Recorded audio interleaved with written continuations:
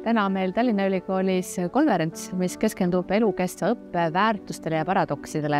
Elukestev õpe on ülikooli elu tuum. Tallinna Ülikoolis me vastutame hariduse eest, alates lasteaedadest kuni kõrghariduse ja täiskasvanuõppeni, mis tähendab, et me ka siin ise pidevalt õpime ja areneme. Meie õppejõud uurivad väga erinevaid teemasid ja valik nendest fookusteemadest on täna ka konverentsile toodud. Ma loodan, et see tänane konverents oli kõigile ka õppimise kohaks, et me ei kuulanud siin, ei olnud mitteaktiivsed, vaid saime midagi enda elusse ka kaasa võtta.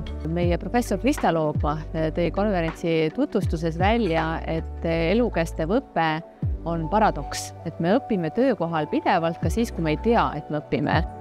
See konverents täna siin on üks võimalusi õppimiseks.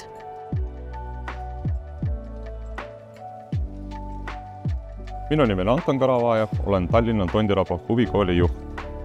Sellistel konverentsidel on alati kõige tähtsam see, et me keskendume meie peamistele eesmärkidele, ehk siis jätkusuutliku ühiskonna kasvatamine ja lisaks siis ka muidugi keskkonnaprobleemidega tegelemine. Oleme oma koolis ka uue arengukava koostamise raames keskendunud just neile muredele ja täna olen kuulnud nii mõndagi huvitavat, mida saame rakendada oma huvikooli tulevikutegevustes.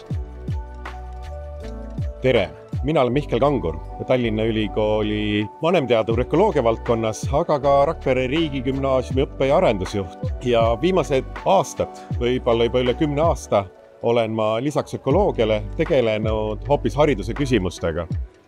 Kaasajal me saame erinevate andmebaaside monitooringu andmete põhjal jälgida sisuliselt reaalajas, mis toimub meie keskkonnaga ja see ei ole sugugi rõõmu tekitav.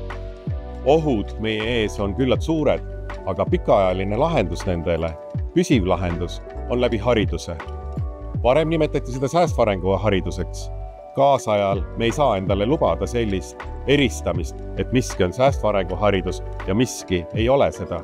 Kaasajal on meil vaja, et kogu haridus oleks hea, kvaliteetne haridus.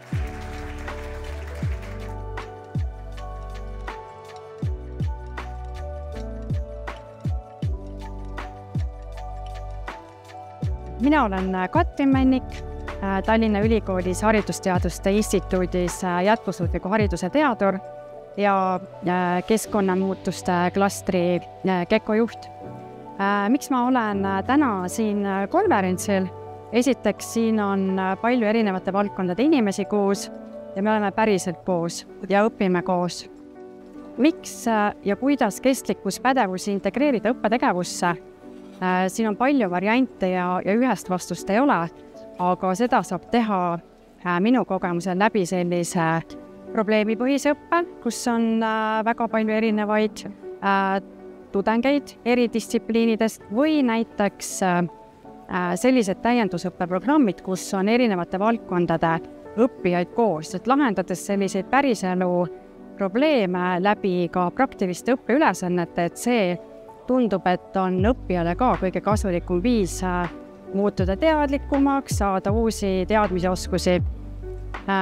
Teema ise on ka endale hästi südamelähedane, mõeldes ja nuputades neid variante, kuidas ma ise saan võimalikult hästi panustada. Minu nimi on Marja Saarma ja ma tulen Hariduse Kvaliteedi Agentuurist ja olen täienduskoolituse osakonna hindamiskoordinaator. Sellel konverentsil on praegu mind kõnetanud kõige rohkem just see esimene teema, kus räägiti õppimisest ja õpetamisest ja jätkusuutlikkusest. Teisena kõnetas mind AI kasutamine hästi olulise mõttena ja minu jaoks kõlama see, et AI on tore abimees, aga mõtle ise ka kaasa ja ära usalda teda 100%. Mina olen Kadi Ruusipuu ja töötan Astangu Kutserehabilitatsiooni keskuses õppedisainerina. Mõtle kaugemale, näe, milline sa tahad, et su elu oleks aastate pärast. Milline oleks tore elu, kus ma tahan elada, milline oleks õnnelik elu. Ja see pani mind mõtlema õppedisainerina, et kuidas toetada oma koolis õppekavade loomist, nii et kõik see toetaks õnnelikku ja jätkusuutlikku elu ja elukestvat õpet. mina olen Verve Kinkar, olen täiskasvanute koolitaja, olen karjäärispetsialist ja siin Eesti Karjäärinõustajate Ühingust. Hariduskonverents oli mitmekesine tervik ja eriti kõnetas kaasatus. Kasutati erinevaid kaasavaid meetodeid, mida siis täiskasvanute koolitajal on võimalik ise oma töös ka kasutada.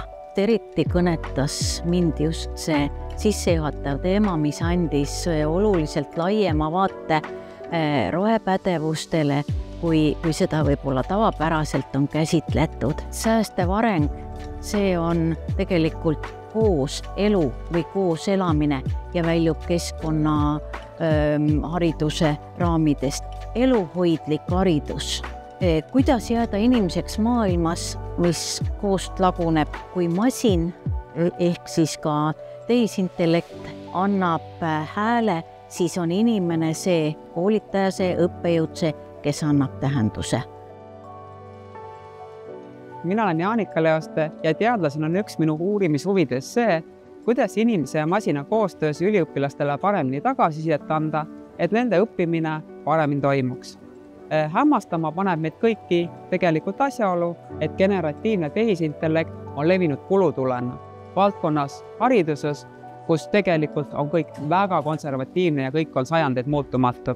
Võib-olla on õppimine nii valus, et me tahame selle valu edasi delegeerida, aga võib-olla tahame saada hoopis täiuslikuks masinaks, võttes endale kõrvale tehisintellekti. Mina arvan, et rohkem tagasisidet ja masinalt ei ole alati parem, aga koostöös saame anda masinale hääle ja oma teadlase tarkusega mõtestada, mida see meie kui inimese jaoks võiks tähendada. Ärgem saagem masinateks, saagem täiuslikeks inimesteks.